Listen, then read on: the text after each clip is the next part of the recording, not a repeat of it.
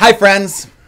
The season of Lent is quickly drawing upon us, and I have a new resource out, a book called The 40 Things to Give Up for Lent that is available in paperback, on the Kindle, and also in the Google Play Store. It's based on a blog series I did last year by the same title, 40 Things to Give Up for Lent and Beyond.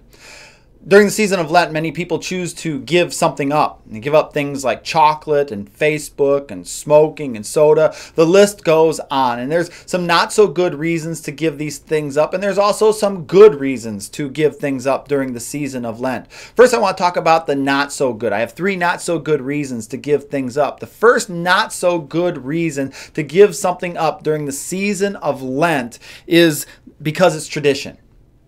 There's lots of good traditions out there, and often traditions were begun for good reasons. But as time goes on, we often lose the original origin behind those traditions, and we start going through the motions. We start practicing the traditions for the sake of practicing the tradition, not really knowing why we are doing it. So just doing it for the sake of tradition is not a good reason to do it.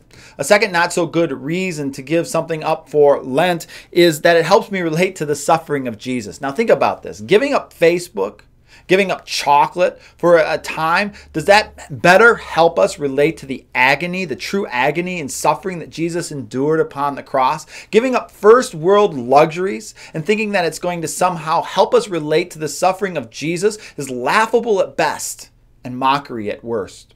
A third and final not so good reason to give something up for Lent is that it helps me feel better about myself. Now, it's good to kick some bad habits. It's good not to eat unhealthy food. But the thing is that it still misses the point as to why we give things up for Lent, why we practice this tradition. There's better reasons.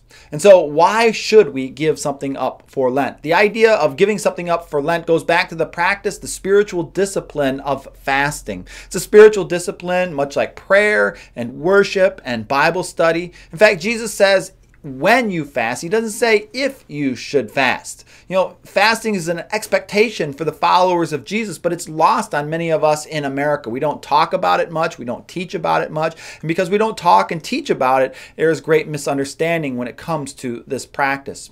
So here are 3 reasons as to why we should give something up for Lent. The first reason is for more of God.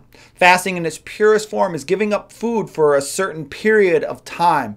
And when we give up food for a certain period of time, our stomachs begin to grow hungry, and it connects us with our hunger for God. Now, Jesus says, man does not live by bread alone, but by every word that comes from the mouth of God. And so the time that we might spend preparing food, the time that we might spend eating food, instead of eating food, physical food, we can feast on the bread of life. We can feast on the Word of God. We recognize that everything that we have comes from God, and He is our one truest need. A second reason to practice giving something up for Lent is removing barriers. You know, there are many different things that hinder our relationship with God, and we have a lot of different competing priorities in life, and there are a lot of things that we need or we think that we need that we don't really truly need because our one greatest need is Jesus and Jesus alone. And so we put all of these things before our relationship with God, and fasting reminds us of what is truly most important. It reminds us of what our priority is, and we don't need those other things like we think that we need those other things. A final reason, a good reason to give things up during the season of Lent is that it recenters us. Fasting has a way of reminding us of what is most important. In the early church, when they had an important decision to make, they would often enter into a time of fasting to clear their minds and allow God to speak into their life.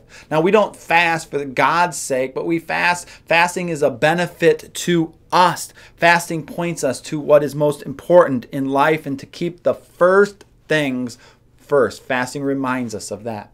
So how about you? Are you giving something up for Lent? And if you're giving something up for Lent, what is it that you are going to give up? In the Lenten series, 40 Things to Give Up for Lent, we will be looking at 40 things truly worth giving up. And these 40 things are not things just for giving up for the season of Lent, but things truly worth giving up for the rest of your life. Hey, have a great day, and we look forward to connecting with you again real soon.